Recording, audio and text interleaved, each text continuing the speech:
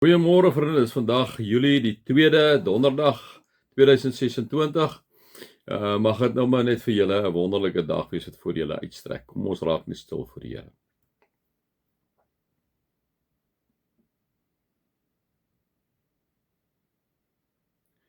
Jesaja 25. Here, U is my God. Ek wil U prys en U naam loof. U het wonders gedoen, dinge wat U lankal besluit het U volgens plan uitgevoer. Amen. Vriende, mag daar vir julle genade en vrede en oorvloed wees met julle God ken, Jesus ken en die Heilige Gees ken. Vriende, ons is so stadig maar seker besig om na die einde van Hebreërs toe te beweeg. Ons is nou by Hebreërs 13, dis die einde van Hebreërs het net 13 hoofstukke. En ons sien, ons ken nou al die agtergrond van Hebreërs baie goed in hierdie tyd. Ons weet, liewe vriende, dit is mense wat in die Judaïsme behoort het, wat toe 'n Christene geword, so meerendeels 'n Joodse gemeenskap, ook ander gelowe, maar grotendeels Joodse gemeenskap. Hulle is vervolg, hulle het swaar gekry, hulle is moedeloos, hulle wil eerder terug gaan na hulle ou godsdienste toe. As om hierdie Jesus te volg, omdat hulle so swaar kry, né?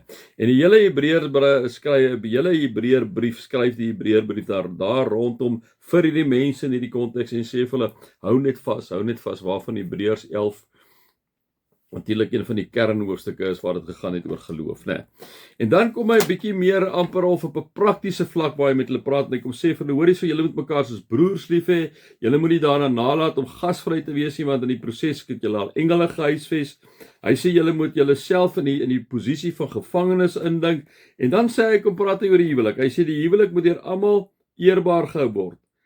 Wees in die huwelikslewe getrou aan mekaar, want ontuchtiges en egbrekers sal onder die oordeel van God kom. Vriende, ek dink die een ding wat in ons tyd geweldig onderdruk is, en amper by tye, jy sien hoe van die mans en vrouens mekaar omgaan, oneerbaar is, dan is dit die huwelik, né? Daar is al soveel mense, die vriende wat al gesê het, maar die huwelik is nie, dit is nie meer eintlik moontlik vir 'n huwelik om te bestaan nie, want kyk, ek hoë egskeidingssyfer, Suid-Afrika dink ek trek ons hier by 62% egskeidingssyfer.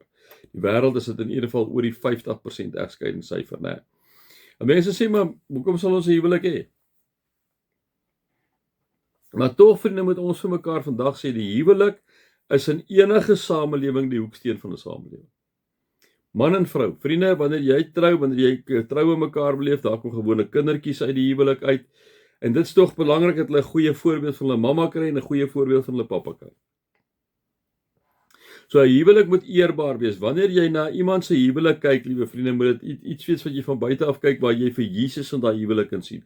Hoe tree die man teenoor die vrou op? Hoe tree die vrou teenoor die man op? Is daar geduld met mekaar? Is daar vriendelikheid met mekaar? Is daar gesagmoedigheid met mekaar? Is daar selfbeheersing? Is daar nederigheid in daai huwelik? Is daar vreugde in daai huwelik, né?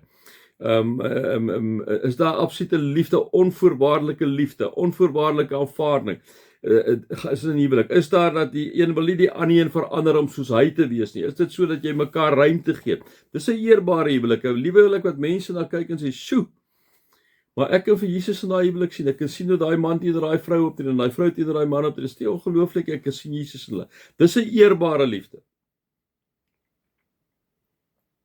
En dan sê hy, wees in die huwelikslewe getrou aan mekaar. Nou vriende, dit is 'n no-brainer, né? Jy kan nie jou huweliksmaat verneek nie, né? Of jy nou gaan met 'n ander vrou gaan iets doen, of die vrou met 'n ander man. Ek bedoel, dit is mos nou net, dan is jy mos nou ontrou, né? Daarom wees in die huwelikslewe getrou aan mekaar. En hy praat weer eens met hierdie gehoor in daai tyd. Onthou nou, ouens kom uit ander godsdienste uit, waar dit baie keer met die huwelik aan betref, waar was niks daarvan nie, dit is net 'n stuk perversiteit, waar as hulle afgode gaan aanbid het, hulle klomp van die rituele, seksuele sondes en goed ingesluit daar, hè.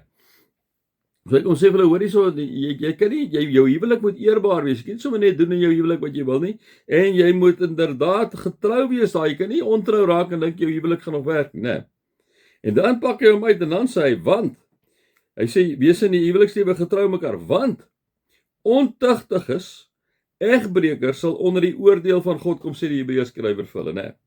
Nee, ontuchtiges en egbreker, dit is nou ouens wat sommer net rondvoeter, en vrouens wat rondvoeter. Kom ons sê dit maar so. Dit is miskien nie meer aangepaste weergawe, is mos nou eerliker weergawe wat ook gegee, maar dit is die aangepaste weergawe.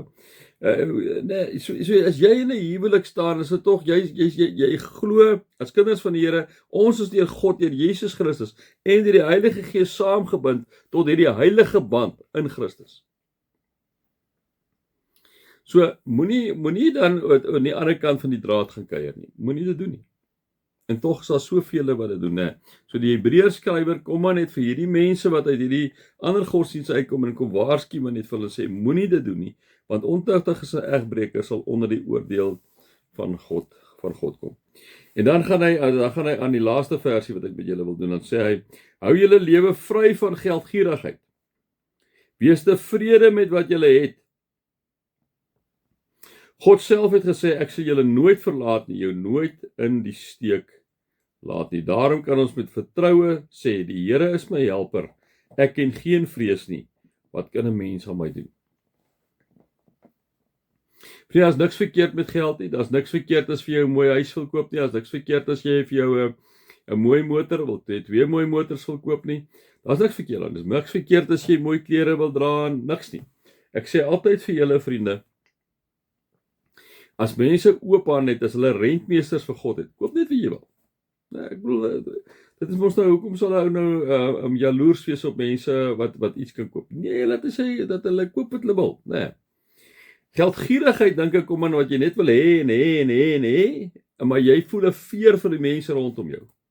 En daarom sê ek altyd, die kerk, die liggaam van Jesus is vir my baie belangrik, want daar gee jy jou dankoffer wat jy gee, jy kom sê vir God daar, baie dank, jy het nie geld nodig, absoluut nie, liewe vriende, maar hy kyk soos wat hy vir Abraham gevra het, gaan offer Isak, hy kom kyk baie keer, maar as jy bereid om daar te gee, want hy weet ook, daai geld gaan om ander mense te help, dit gaan om die uitbreiding van die koninkryk, dit gaan sodat mense vir Jesus kan ontdek en tot bekering kom en hulle hart, hulle siele vir die Here kan gee, né?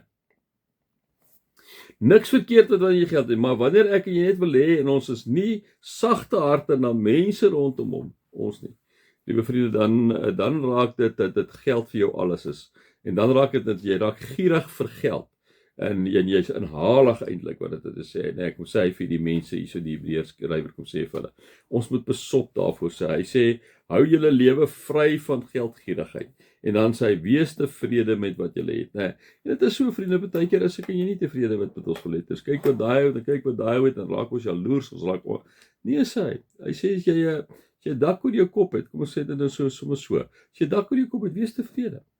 As jy 'n fiets het, as jy 'n kar het, as jy kan loop, as jy by 'n plek kan uitkom, wees tevrede met wat jy het.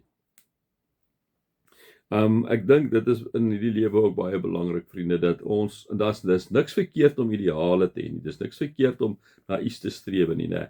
Maar dit moenie wees dat dat jaloersheid jou lewe opneem, omdat jy so jaloers is op haar en jy nie, dat jy amper met daai persoon in 'n sleg verhouding betrokke raak, nee, omdat hy het en jy het nie. Kom sê die Hebreërs skrywer vir die mense.